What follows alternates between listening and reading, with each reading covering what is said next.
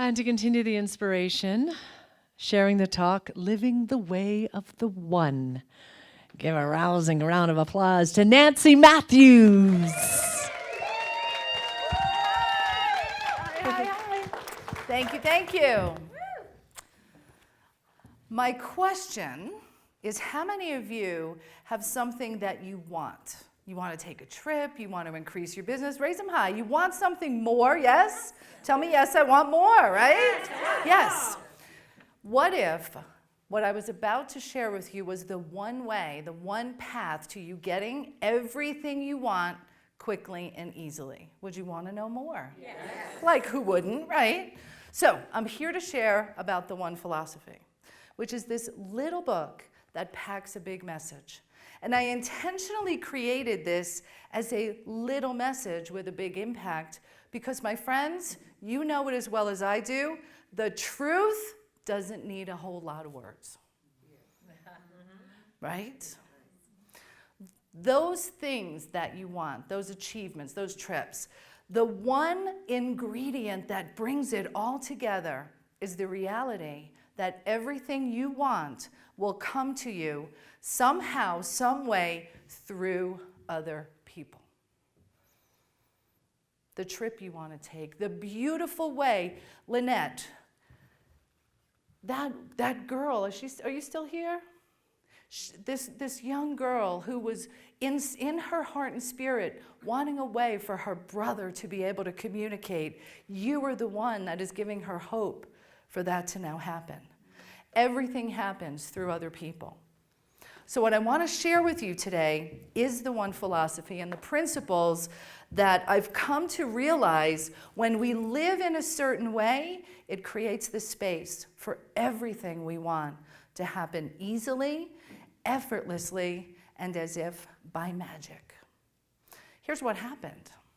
I was in bed one morning getting ready for a meeting with a woman who was going to help me get a TV show. And she was with a local NBC affiliate. I was so excited about it. And I'm lying there and I'm thinking, today's the day I get to meet with Trina. She's the one that's going to help me get this dream come to life. And I thought to myself, whoa, I just met Trina by chance. And we started talking and I shared my vision and she was with the TV station. And then everything just kind of unfolded almost as if by magic.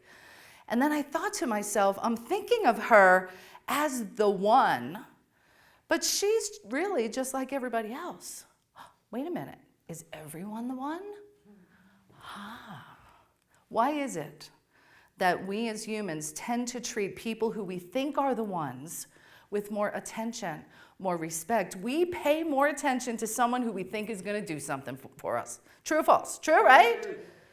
So I decided to play a game, a little experiment as it were. What would happen if I started treating each and every person I met the same way I would if I knew they were once? I'd be like, oh my God, it's so nice to meet you, Sprite. Tell me something about yourself. The magic that happens when you approach someone and really honor, love, and value them, you're actually responding to their most basic human need, which is to be loved and appreciated. Everyone wants to know that they matter. Maya Angelou, one of the greatest poets, orators of all time, she said, people may not remember what you said. They may not remember what you wore, but they will always remember how you made them feel. So the One Philosophy is about treating each and every person you meet in every single moment as the one, because they are. When you do treat people as the one, those walls of protection that we tend to put up melt away. And people share their true visions, their true desires, and their goals, and that space opens for us to discover the synergy and synchronicity in the moment of why you met right in that time and place. That's why she was here today, because you were here. That needed to happen. Throughout this event, we're meeting and being the one for each other all the time. Being the one is about giving first, trusting that when I show up and I give, the receiving will follow. An interesting thing happened when I first wrote the book. And this is the second edition. In the first edition, some people read the book and said, Nancy, it sounds like you're talking about, it's all about meeting the one, getting out there and meeting the one. So are you going to be the one? Are you going to be the one? So the message was a little tainted. And quite frankly, I didn't see it.